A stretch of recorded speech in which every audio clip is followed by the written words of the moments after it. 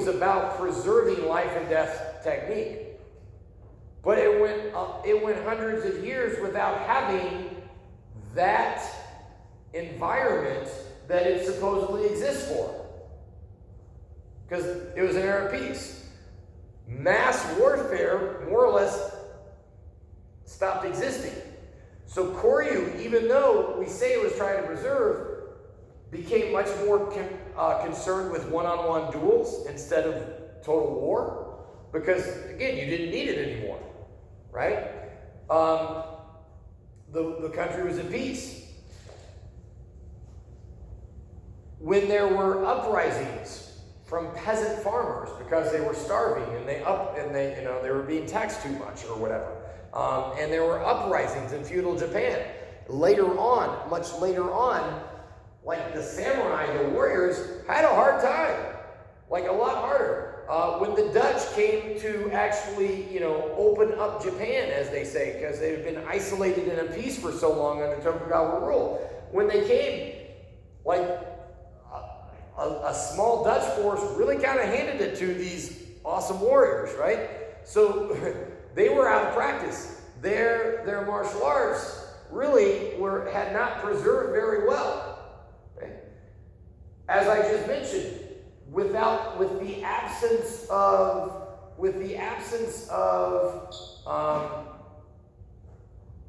war, like the sport of kendo, what we call kendo today, that sport started to develop as a way to test, because there weren't the wars to do that, right? You didn't get the feedback from being on the battlefield, so you had different ways to do it. Okay. And again, sport is not exactly the same. So try as they might to preserve the art of Koryu still changed. And as I mentioned, right, so the interest is preserving what we knew from long ago, but it'd be like this. You guys know the people who do like the Civil War, the Revolutionary War reenactments? Okay? Again, there was a period of peace in Japan for that long. So let's say somewhere in the woods, there's a bunch of people still doing what they did in the Civil War, the Revolutionary War. Same weapons, same tactics, everything else. And then they come out in today. And they're like, oh, we're still gonna fight. This worked, right? This worked for us before. It's gonna work for us again. Our grandfathers taught us exactly how they did it. We're going to take on the Marines today. How do you think that's going to go? Yeah, not so well, right? The reason we didn't really see this in Europe is because Europe kept fighting, right? There were more wars across the continent. People adapted. Weapons got better. Fighting got better. Tactics got better. The longbow came along, the catapult came, the crossbow came along, armor changed. None of that had to happen in times of peace. Right? So people talk about, oh, it was so effective. Yeah, back then, but that's a different era. That time is gone. Okay? What? Yes, right? Now, keep in mind, there's also, when we talk about martial arts in general, we also have to that brings us to another part. When we do martial arts, are we talking about professional battlefield techniques? Or are we talking about fighting in combat as an individual thing? How I move as a platoon, or how I clear a building when I got a team, that's very different. Those are tactics. Or there's ways to enter a room and sweep a room and how you stack the door and everything else if you've got a team, right? They're doing things very different, right, than if you're talking about just martial arts for us, for self-defense, right? And then even then, so do I have a team behind me, or do I have, right? Or am I talking about by myself? Are we talking group tactics, or are we talking again, solo or individual martial arts. Even then, are we talking professional or are we talking more civilian type martial arts, right? What I am allowed to do, everybody, I'm by this video, this is the tactics the Navy SEALs do or whatever else, and they learn how to, this is how you take, take out a sentry from behind so they don't make a sound or whatever else. When are you going to need to do that? You'd go to jail if you did that. You do not have that mandate, right? In the military, there's something called collateral damage. Everybody know what that means? Right? Yes. There's a really bad guy, we can blow him up. We might kill a couple of other people when we do it. But if we don't blow him up, he can kill 100, thousands more people, right? It's called collateral damage, right? It's part of war. Sucks, but in the military, you try to minimize the collateral damage, but at some point there's an acceptable level of collateral damage. That target is worth it. You do not get collateral damage. Now that doesn't work, right, in civilian worlds. That's called murder. Right? So when we're learning martial arts, again, most of the time we're thinking about civilian martial arts and things like that, but when we're talking about technically by definition, even in these old school martial arts, smoke signals for battlefield techniques, like battlefield communications, flags or smoke signals, that's a martial art. Building siege works, so you can lay, ramps, that's a martial art. Swimming in armor, that's an art. Might be interesting to know how to do that, but again, is that very practical for today? Right? So again, when we talk about martial arts, we actually have to define things a little differently. Okay? All right. So this is a big one. Okay? When we shifted to the do side of things, again, the emphasis became on a lot of other stuff, and including morality and self-betterment. So, for example, there's a spiritual aspect. Here's a quote: "Without the tempering effects of religious values, no system of self-defense can rise above sheer acts of rowdy violence." Another one: "If karate is practiced solely as a fighting technique, it is cause for regret. To make any effective use of these techniques, the spiritual aspects of the self-defense must be recognized and play the predominant role." Okay? So, in other words, again, especially in today's society, we put more of an emphasis on how martial arts can teach us to be a better person, self-cultivation, etc. And the morality that goes along with martial arts, like I said, we don't get collateral damage. Okay? Now, there's a morality when it comes to collateral damage too, but again, it's beyond our scope of our conversation, right? But when can we use it, when we can't use it? Actually, a lot of martial arts, there's kind of a big it's kind of an irony of the martial arts is, the more we practice it, hopefully the more we understand how little or how rare we should really have to use it, okay? Because once we understand the damage we can do and things like that, we are more appreciative to try to find other solutions, right, before we get to that. Okay? So a lot of martial arts have a bit of a pacifism to it. Okay. The ultimate Gichin Funakoshi, the founder of Shotokan, the ultimate aim of karate lies not in victory or defeat, but in the perfection of character of its participants. Okay. Again, that is the do. That is the way. Patience and discipline through tedious practice, inner strength, enduring hardships along the way, that fighting spirit, etc. Okay, and obviously healthy body, healthy mind. Okay, we talked about that on a spiritual aspect, but there's also the physical fitness. there are many stories, martial arts masters of, advanced in age, still doing these amazing feats, right, that most younger people can't do and things like that, right? So it gets romanticized, but I got plenty of examples of that as well, seeing some crazy things, right? So the longevity and the health side of the martial arts. The healing side of the martial arts, we're going to talk a little bit about, right? So if you know how to break someone, in theory, if you understand the anatomy and the mechanics to break somebody, you should be able to also understand how to put it back together. Like if you're a mechanic, if you can take a car apart, you better be able to put it back together, right? That's kind of the two go hand in hand, yeah? Okay? So again, the martial arts, sometimes the healing aspect of the martial arts gets underappreciated, okay?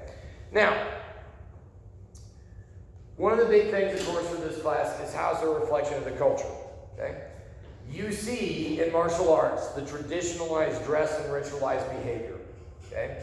Muay Thai wears religious artifacts and does a native dance before the bout. The bouts are set to native music, okay? Capoeira is an art from Brazil and supposedly has slave origins, right? So their hands were shackled. So the idea was they would put their hands on the ground because they were shackled so they could kick with their feet. Okay? There's other elements to the slave origins of the art that we'll talk about when we talk specifically about capoeira. In European fencing, there's a bunch of etiquette. Touche. Anybody know? Touche is to acknowledge a blow, right? You're being honest, right? But that comes from is said to come from kind of the ethics of aristocratic Europe or whatever, okay?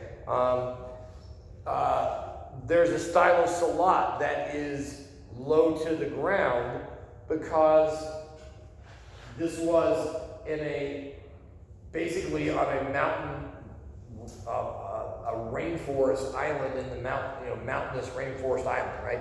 So everything was, you couldn't do like a flying sidekick and then go falling off the side of the mountain. That didn't help you very much, right? The topography, everything was low to the ground. Everything had to stay very stable to the ground because that's what the environment, right? A lot of jungle arts are based on ambush tactics. Right? I mean, if you've been in some of these jungles, there are leaves as big as me. Right? If anybody gone to like a botanical garden in like Hawaii or someplace like that, I mean, they've got leaves as big as a person. People can hide. I mean, you could be walking through that, and there's an enemy right here, and you wouldn't know it. Right? So you're in that environment. You're probably surrounded, and you don't even know it. Right? So the assumption was it was an ambush. Right, so you had to defend yourself against ambush tactics. Okay. A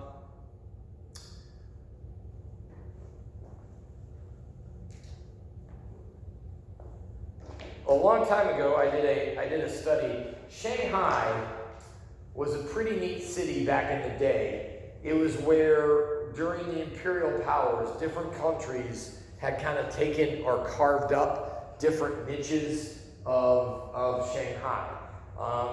There's a big gangster element to it as well, and stuff like that. It was a very interesting city, let's just say that, okay? But one of the things that's cool is you had Japan, you had European imperial powers, the United States was there, Britain was there as part of the crown. You had French territories. You was in China, although China was it was basically being, owned by all these other countries, right? So China was being controlled by all these other countries. Japan was starting to modernize, but was not seen in the par as the European imperial powers, right? So you had the West, you had Japan, and then you had China, which the tagline was the sick man of Asia, right? Obviously, thousands of years ago, China was one of the, greatest societies, civilizations anywhere in the world, right? But at this point in time, the West had developed guns and everything else better, right? And they were ahead of the game, right? They were more industrialized and everything else.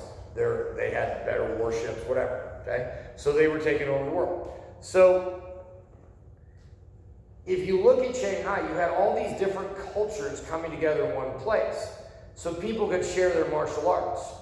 And if you looked at like the accounts of what, like when people would do an exhibit of different martial arts, if it was European fencing or boxing, and this was American, it was English newspaper, so they were a little biased, of course, right? But it was the sweet science of boxing. It was amazing fencing. It was, precise. It was the greatest thing, right? Then you had the Japanese martial arts, okay, where it was, their sword, their jujitsu versus Western wrestling, right? It was kind of neat, but it was kind of, they say it was based on tricks, and you kind of know something, but they don't stand a chance. Or again, kendo versus, there were exhibitions or matches, kendo versus fencing or whatever, and and usually the deck was kind of stacked against the Japanese or whatever, again, they would look at the Japanese stuff, and then you had it was worth studying. It wasn't like the Western stuff, but it was kind of interesting. And then you read the accounts of the Chinese stuff, and it's like, Kung Fu or whatever, and it's flowery, but that stuff doesn't work. Okay. Now, is that really a reflection on those different martial arts? Or is that just an extension of the world order at the time? Well, again, China was being run over militarily, so their Kung Fu must not be really good. Didn't have anything to do with, again, who came up with the machine gun first or anything like that, right? Okay, but the Kung Fu must not be very good. It had everything to do with the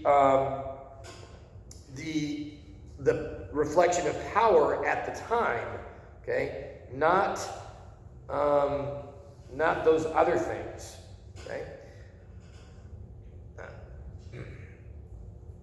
The martial arts, you see, they don't exist in a vacuum. Okay? Those political or world, relations influence how people look. As I mentioned, boxing became a fad in Asia because it was new and exciting, while martial arts were becoming a fad in America. Okay. However, it was a little different. I'm going to come back to that in a minute. In the 1970s, it was Bruce Lee and Chuck Norris, and you did all these flying kicks and everything else, right? In the 90s, then the Gracies came on, the UFCs, and everything else, and suddenly Gracie Jiu-Jitsu is the ultimate, and it was the trendy thing to learn. And to be fair, it brought back an emphasis on the grappling arts as a valid form of martial arts. Okay, wrestling was not given credit for being a valid form of fighting that it should have been. Because in people's minds, how you fought was, again, more kicking and punching and stuff like that. Okay. When karate first came over, and I've heard many people say this, like in the 50s and 60s, when first came, you either wrestled or you put up your dukes. That's how you fought in America, right? If you kicked somebody, that was like cheating. That was dirty. But then, again, that's karate, right? There's some kicking or whatever, right? And so then that had to change. In people's perceptions. Now, what's the difference between, you tell me, what's the difference between Rocky and the Karate Kid? Rocky's a boxer. It's the same story though, isn't it?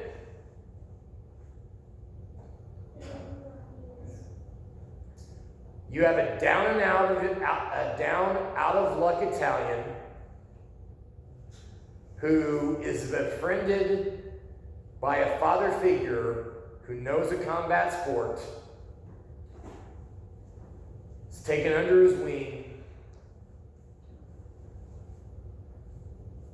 and ultimately wins. Same story. How'd Rocky do it though?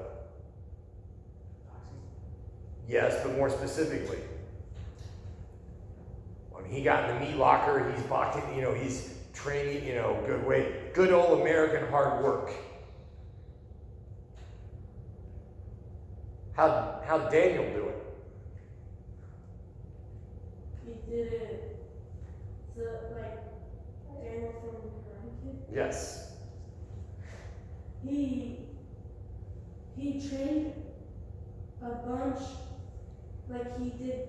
Well, he trained too, but he got hurt.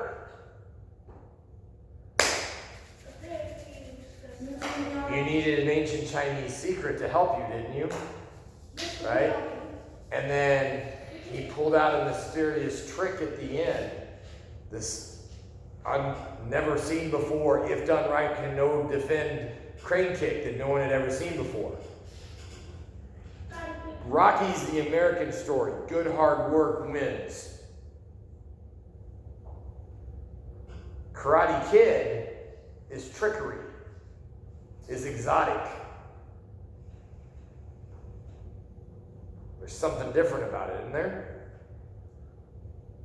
Yes. Okay? You could argue it like had a little bit of racial overtones or about, again, the Japanese way of fighting and Asians are tricky and whatever else, right?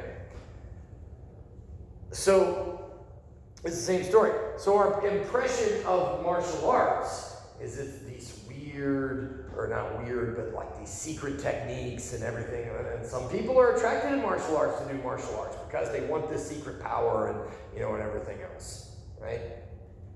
It's a different story. Okay?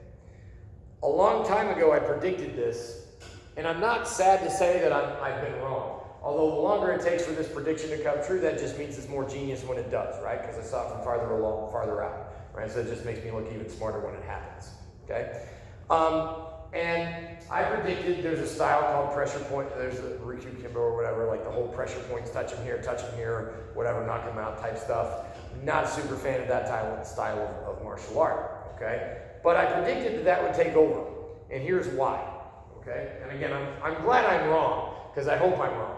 But this was my point, okay? It goes back to what I just said. There was a, back in the day, for Gracie Jiu-Jitsu, there was an ad, right? And it was like old, like 8mm, like black and white movie type, but like TV, black and white. There was an ad for Gracie Jiu-Jitsu, where this little pipsqueak goes to the beach with his girl, and big muscle beach guy comes up, like kicks sand in his face, and goes, "Come here." And the girl's like, "Oh, okay, I'll go with her. I'll go with him because he's big and strong." I mean, it's a different era. It's pretty sexist too, and everything else. But right, but it's, okay, I'll go. So he gets sand kicked in his face, and the girl walks off with the big guy or whatever.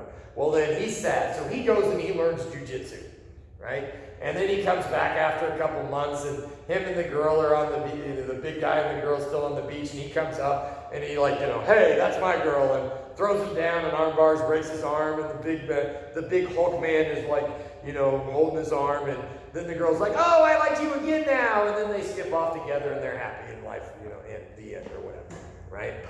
So again, it's bad, cheesy, and everything else, and fits into stereotypes, and pretty sexist or whatever else. But basically, the premise is this: Jiu-Jitsu is the great equalizer.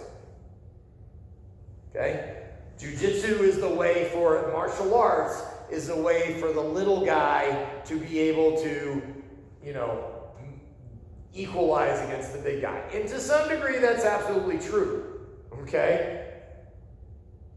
But if you look at my jiu-jitsu class, there are some big, strong dudes in that jiu-jitsu class, right? I'm not close to one of the biggest in that class. You look at the UFC, are those all pipsqueaks? No, those are bad dudes. What happens when the bad dudes also know martial arts? What do you do then? Right? So when the equalizer is gone, right? And so my premise is this: is that the pressure point stuff. Well, one, it means you don't have to actually work and get sweaty and fall on the ground and stuff, because you can just poke a couple of times. You don't have to. So as today's society becomes less and less physically active and lazy, it's a cheat code basically, right, for fighting, right? But then it's also an equalizer. It's still the ancient secret where I don't have to look like this dude, and I don't have to get in shape, and I don't have to, do what he's, willing to do. As long as I know the cheat code, the ancient Chinese secret, I'm still good, right? Fortunately, it hasn't caught on, but and whether it works or not is irrelevant. It's what it promises, okay? But this is a societal. It's based on what's going on in society. You see my point? It's about fads, okay? What's going on, okay? And martial arts have never existed in a vacuum. They have always been influenced to the history of what's going on around them, their country, the environment, and again, sometimes just fads are what's going on in society. Okay? As particularly in America, what movie happened to come out, right? And Karate Kid versus Mulan or whatever else, right? Yes. They said, okay, I was that guy who got homeschool stolen. I just slapped that guy right across the face and say, "Go steal my gold." Well, easier said than done and a little harder to do when he's twice your size, right?